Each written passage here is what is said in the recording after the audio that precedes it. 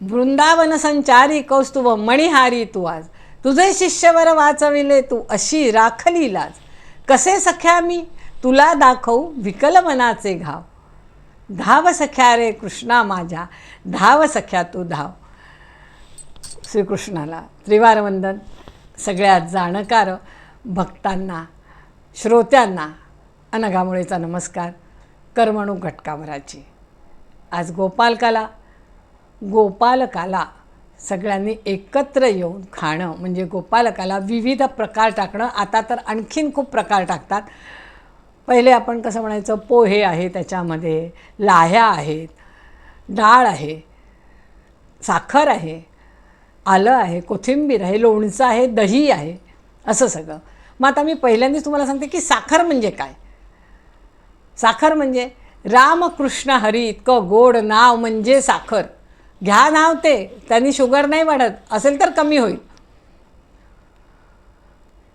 पोहे तरुण जाणं, लाह्या अहंकार, मी माझं मला असं नको तो सोडायचं आहे. दही अहो भक्तीचं प्रतीक, घट्ट कसं धरून ठेवलं आहे कृष्णाला सगळ्यांनी घट्ट. तसं लोणचं मुरलेलं, विश्वास आहे तो. हळूहळू आपण जसं वाचत जातो तसं कळत जातं.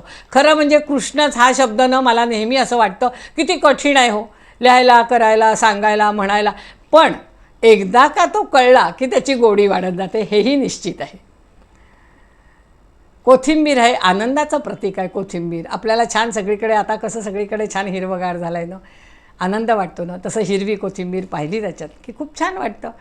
आणि आलं, गोपालकाला आलंच पाहिजे म्हणून आलं आहे ना. तर असं थोडंसं सांगण्याचा प्रयत्न केला. सांदीपनी ऋषी आणि गोपाळकृष्ण बलराम दोघांचंही काय नातं आहे, कसं वेगळं तयार झालं हे आपण पाहू. गुरु तर आहेच त्यांचे.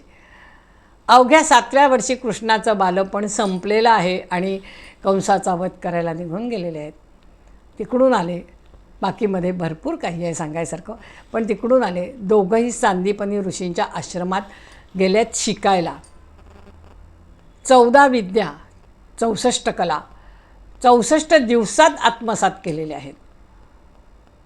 ज्याला असं म्हणतात एकेका कलेला 2-2.5 वर्ष लागतात, इथे त्यांनी एवढ्या काळात 64 दिवसात आत्मसात केल्या. शिक्षण संपलेलं आहे, निघाले आहेत. गुरुदक्षिणा द्यायची आहे. विचारलं आहे गुरूंना काय हवं आहे तुम्हाला, काय देऊ दक्षिणा.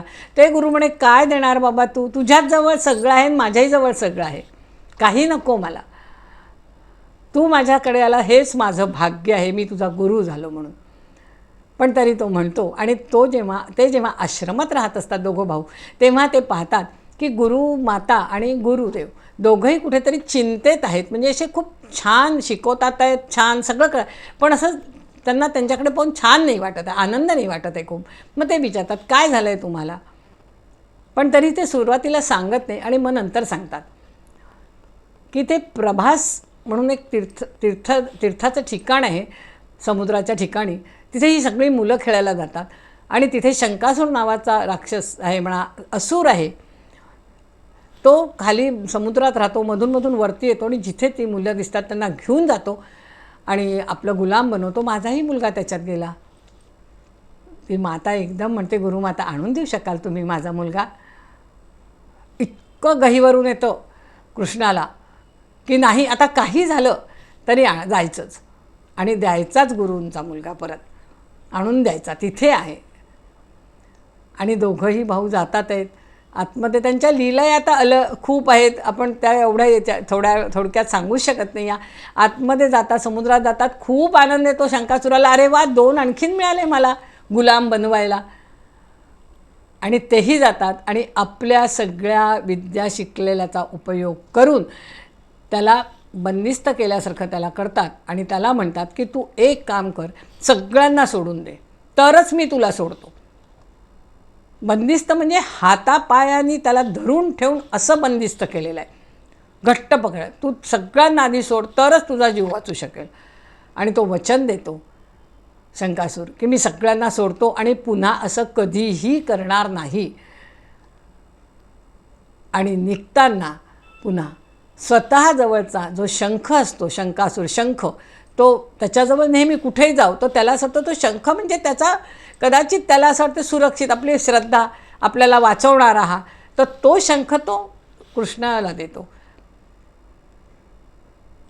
आणि कृष्णही म्हणतो की तुझी आठवण, तुझा जो तू मला एक दिलाय वचन, ते वचन म्हणून मी पण सुद्धा हा शंख जेव्हा जेव्हा युद्धाची वेळ येईल किंवा काय जसं असं हे होईल तेव्हा मी तो शंख वाजवून सगळ्यांना जागं करीन की मी असं करतो आहे. आणि असं त्यांनी तो शंख घेऊन गेलेला आहे.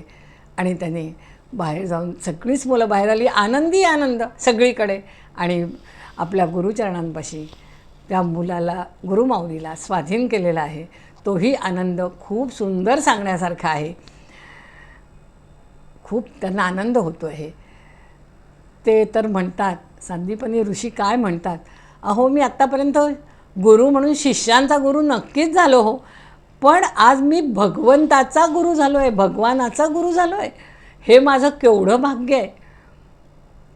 कोणाला नमस्कार करायचा असं वाटायला लागतं. गुरु गोविंद दोनों खडे काके लागू पाय, बलहारी गुरु आपने गोविंद दियो मिलाय. त्या गुरुलाच प्रत्यक्ष गोविंद मिळालेला आहे. सांगा मला, इतकं सुंदर ते त्यांचं सगळं आहे. आणि म्हणूनच आपण पूजेमध्ये, आता मी सगळ्या पूजा सांगते त्याच्यामुळे मी तुम्हाला एवढंच सांगू शकेन की म्हणूनच आपण शंखाला पांढरं फुल तर वाहतो, पाणी भरूनही ठेवतो, गंध लावतो. असं म्हणतात शंखाला अक्षत वाहू नये, पण एक तुळशीचं पानही त्याला वाहतो. म्हणून खूप जणांनी मला विचारलं असं की तुळशीचं पान का व्हायचं, त्याच्या मागची ही गुरुकथा सगळी आहे. आणि म्हणून त्या शंखासुराने दिलेलं ते तो शंख, त्याची पूजा आपण करतो की सगळ्या या दुष्टचक्रातून आपण सुटावं.